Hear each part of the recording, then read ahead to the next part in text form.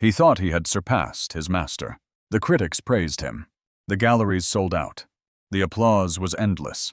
And then, it stopped. His newest masterpiece was flawless. Perfect lines. Perfect technique. But something was missing. The audience felt it. And slowly, they stopped coming. For the first time in his life, he stood alone in a silent studio, staring at his own reflection. And he didn't see a genius. He saw a man who had traded humility for applause. And that realization changed everything. Welcome to Wise Soul Tales, where we explore the deepest corners of the human heart through stories of art and redemption. In a world of stone and shadow, the air was thick with the scent of marble dust and the sound of creation. Bob was a master of the old ways, his hands rough like the stone he shaped, yet capable of infinite tenderness. Beside him stood David, his son, whose eyes burned with a youthful hunger to conquer the art that defined their lives.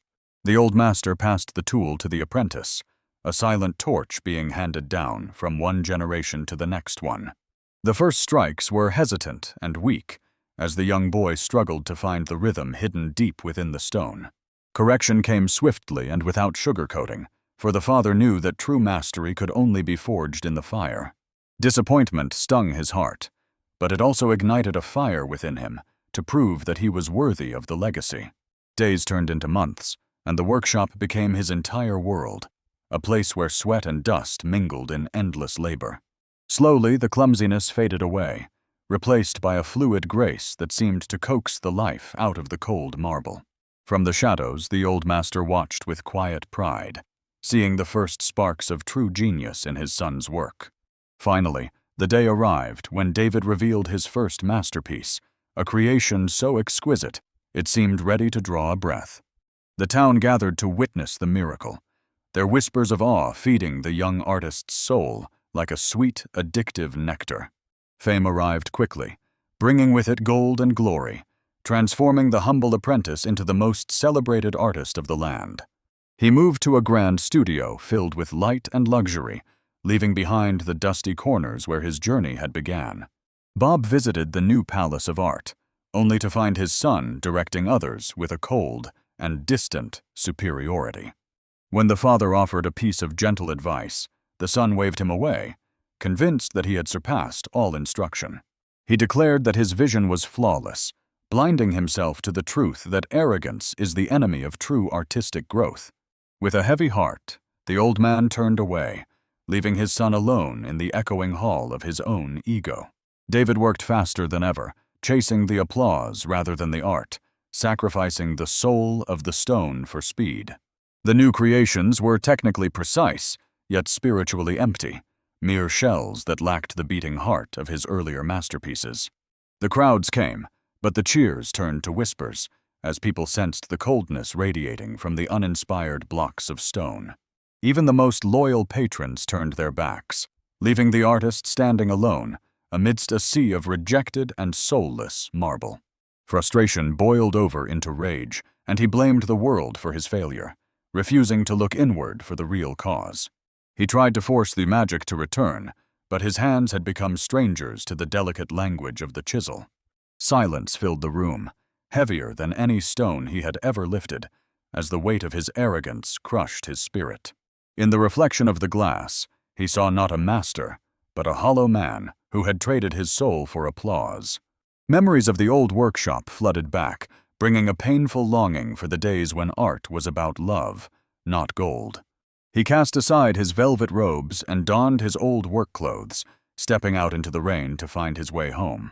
The walk was long and humbling, each step washing away a layer of the pride that had built up over the years. At last, he stood before the familiar door, seeing the warm glow of the hearth that he had foolishly left behind. He peered inside and saw his father, still working with the same quiet dedication, treating the stone with absolute reverence. The old man was polishing a hidden corner, a detail no one would see, yet he gave it his full attention. David stepped into the light and asked why he labored over the unseen, why he sought perfection where no eyes lingered. The father looked up with eyes full of love and simply said that the stone knows, and the artist knows too. He taught that true mastery is not about the applause of the crowd, but about the integrity of the work itself. The words struck David like a lightning bolt, shattering the final remnants of his ego and revealing the truth he missed.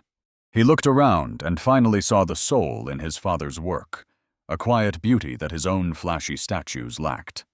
Tears of regret washed away the pride, and he knelt before the master, not as a celebrity, but as a son. There was no need for words of forgiveness, for the father's touch communicated a love that had never once wavered. He handed his son a fresh tool, an invitation to start over, to learn the craft again with a humble heart. The tool felt heavy in his hand, grounded by the weight of responsibility, yet it also felt like a new beginning. He began to work, not with the haste of a man seeking fame, but with the patience of a true seeker.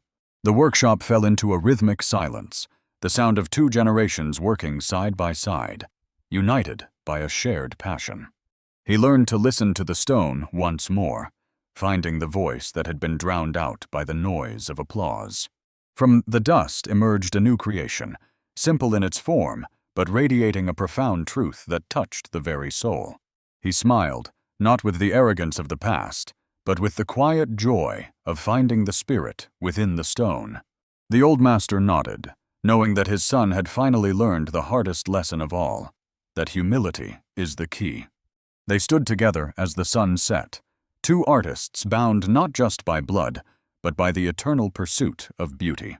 The statues around them seemed to breathe, silent witnesses to the redemption of a man who had lost and found himself. David finally understood that perfection is not a destination to be reached, but a horizon that we must forever chase. He turned to Yoa's father, the keeper of the flame, and offered his gratitude for the patience that had saved him.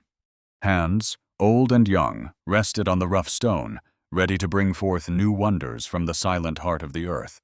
The little workshop, once thought too small for a genius, was now revealed as the true temple of the artistic spirit. The world outside continued its busy pace, but inside those walls, time stood still in the service of something eternal. David worked on, his heart light and his spirit free, knowing that the journey itself was the only reward that mattered. And so, the dust continued to dance in the light, each speck a testament to the endless cycle of creation and learning. As the light fades, we are reminded that true greatness is found not in being above others, but in being humble. Let this story be a guide for your own journey, reminding you to keep your heart open and your spirit grounded. Thank you for watching Wise Soul Tales. Remember that the journey of learning never truly ends for those who seek greatness.